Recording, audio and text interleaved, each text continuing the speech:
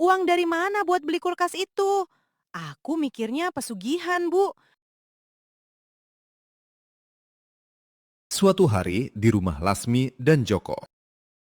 Alhamdulillah ya Pak, akhirnya uang buat beli kulkas sudah terkumpul. Tidak sia-sia kita menabung selama ini. Ibu seneng banget.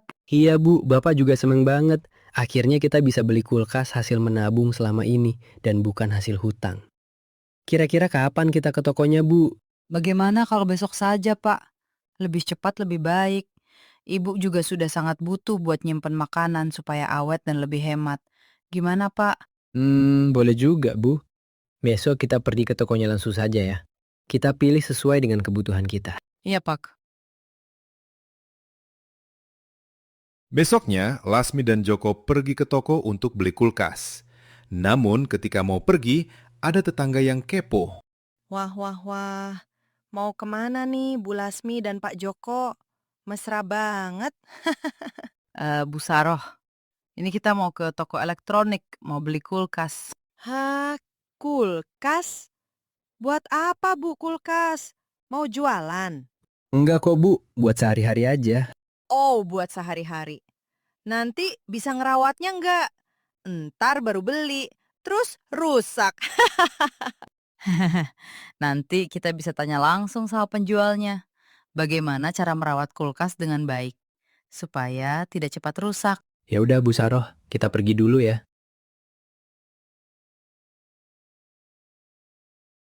Mau beli kulkas aja pamer-pamer. Dasar Kismin. Duit dari mana lagi tuh bisa beli kulkas? Busaro merasa iri dan panas hatinya melihat tetangganya mau beli kulkas. Keesokan harinya, kulkas Lasmi dan Joko akhirnya datang juga. Alhamdulillah kulkas yang kita butuhkan sudah datang ya Pak. Iya Bu, Alhamdulillah sudah datang dengan selamat. Semoga berkah. Iya Pak, amin. Dengan ini ibu bisa menyimpan stok lauk makanan. Biar gak tiap hari belanja terus. Iya Bu. Di samping itu ada Busaroh yang melihat kulkas Lasmi dan Joko datang dari kejauhan. Busaroh nampak tidak senang dengan kebahagiaan tetangganya itu. Mereka rupanya jadi beli kulkas. Uang dari mana bisa beli kulkas? Joko sama Lasmi kan kerjaannya cuma di rumah doang. Kalau pagi seperti nggak ada kehidupan. Kalau malam malah lampunya nyala. Apa jangan-jangan dia melakukan pesugihan? Wah, bisa jadi. Makanya bisa beli kulkas. Ini nggak bisa dibiarin. Harus bilang pada warga yang lain nih. Busaroh langsung pergi untuk menemui tetangga yang lain ingin memberitahu kalau Joko dan Lasmi telah melakukan pesugihan. Sudah toh Bu belanjanya? Udah nggak ada yang lupa? Sudah Bu Lastri, mari kita pulang Bu. Loh, mau pada kemana ibu-ibu? Kok sudah pulang? Iya, Bu Saroh. Kita udah selesai belanjanya. Bu Saroh mau belanja juga. Oh enggak, Bu Sumina. Saya kesini mau kasih kabar terbaru tentang Bu Lasmi sama Pak Joko. Waduh, kabar apa Bu Saroh? Sepertinya kok kabar besar. Iya Bu Saroh, kabar apa ya? Bu Sumina sama Bu Lastri tahu nggak? Kalau Bu Lasmi habis beli kulkas 2 pintu. Memangnya kenapa Bu kalau habis beli kulkas 2 pintu? Nah ini pertanyaan bagus Bu Lastri. Jadi gini ya, Bu Lasmi sama Pak Joko kan nggak pernah kelihatan kerja. Kok bisa beli kulkas 2 pintu lagi? Uang dari mana buat beli kulkas itu? Aku mikirnya pesugihan, Bu. Astagfirullah Bu Saroh, jangan nuduh sembarangan. Mungkin mereka bisa beli kulkas karena habis dapat rejeki. Kita kan nggak tahu. Iya Bu Saroh, jangan suuzon seperti itu. Nggak baik. Mungkin emang mereka lagi dapat rejeki. Aduh, ibu ini gimana sih? Saya nggak seuzon loh, Bu. Saya ini tetangga dekatnya. Jadi, saya lebih tahu apa yang mereka lakukan sekarang. Tahu nggak? Kalau malam, mereka itu sering berisik gak jelas. Tapi kalau pagi, seperti nggak ada kehidupan. Apa namanya kalau nggak pesugihan? Masa sih Bu? Kok aku jadi penasaran? Bu Lasri penasaran kan? Besok ayo aku ajak ke rumah Bu Lasmi dan Pak Joko. Pasti mereka beli barang baru lagi. Bu Saroh terus menghasut tetangganya untuk membenci Bu Lasmi sama Pak Joko. Yes, akhirnya aku berhasil menghasut ibu-ibu tadi. Rasain tuh Lasmi dan Joko. Bentar lagi juga diusir dari kampung sini. Makanya, jadi orang itu jangan suka beli barang-barang baru. Bu Saroh merasa senang karena telah berhasil menghasut warga dengan berita bohongnya itu untuk membenci Bu Lasmi dan Pak Joko.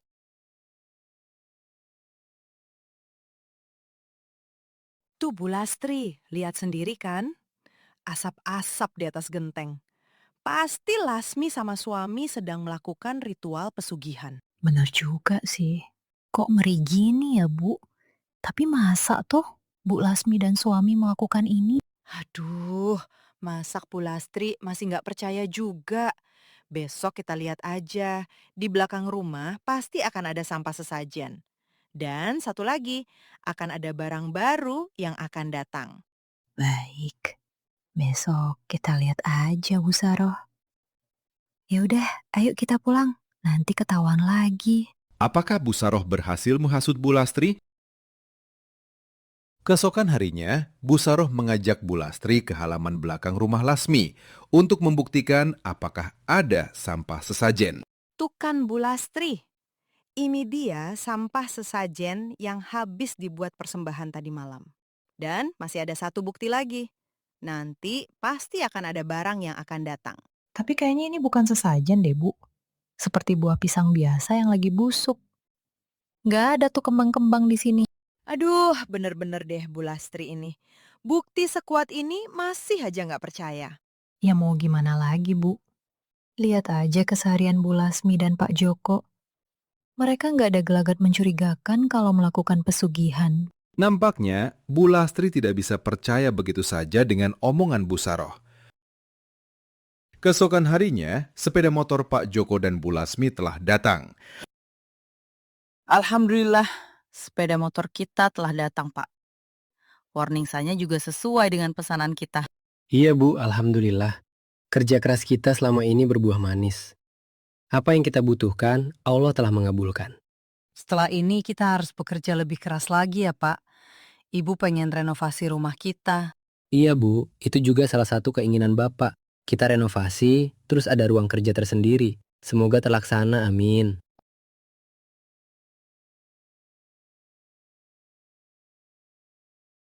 Tuh kan Bu, bener kan apa yang aku bilang? Setelah melakukan ritual, pasti akan ada barang baru. Kalau dilihat-lihat, emang bener sih. Tapi masa Bu Lasmo sama Pak Joko seperti itu? Gak mungkin banget deh.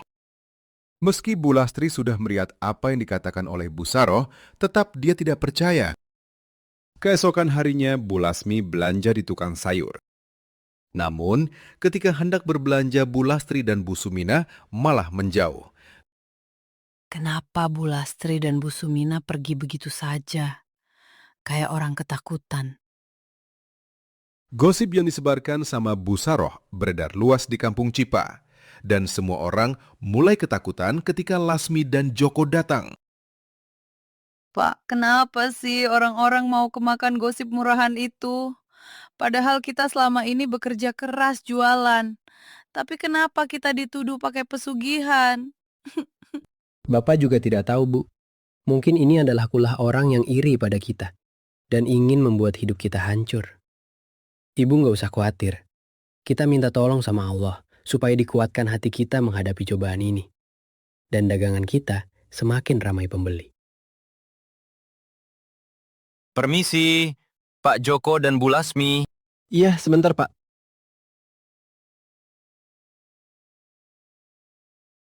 Waduh, kok rame banget. Ada apa Pak Lurah? Begini Pak Joko dan Bu Lasmi.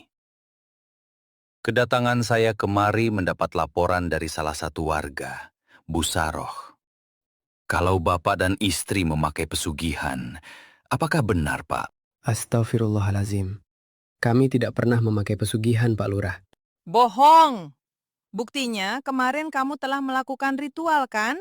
Dan setelah ritual, kamu bisa beli sepeda motor. Aku ada saksinya Bu Lastri. Di belakang rumah kamu ada sesajen, yaitu lilin dan pisang. Kalau bukan pesugihan, uang dari mana buat beli kulkas dan sepeda motor dalam waktu berdekatan? Lagian, aku tidak pernah melihat kalian bekerja. Kok bisa beli barang-barang mahal? Alasan saja kamu ini. Astagfirullah, Bu Saroh. Kami tidak melakukan pesugihan. Kami bisa beli kulkas dan sepeda motor karena hasil tabungan dan kerja kami. Kerja kami online dan bisa dikerjakan di rumah.